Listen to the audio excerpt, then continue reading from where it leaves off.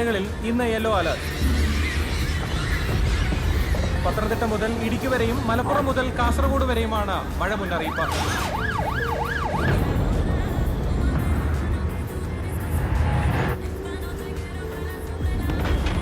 ശരിക്കുള്ള പേര് ഷൺമുഖം എന്നാണ്.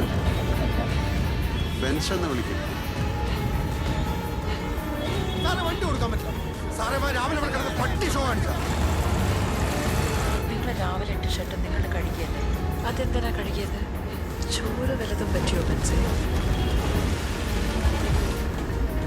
കമ്പത്തേക്ക് അധികം ദൂരമില്ല ജോർജ് സാറേ.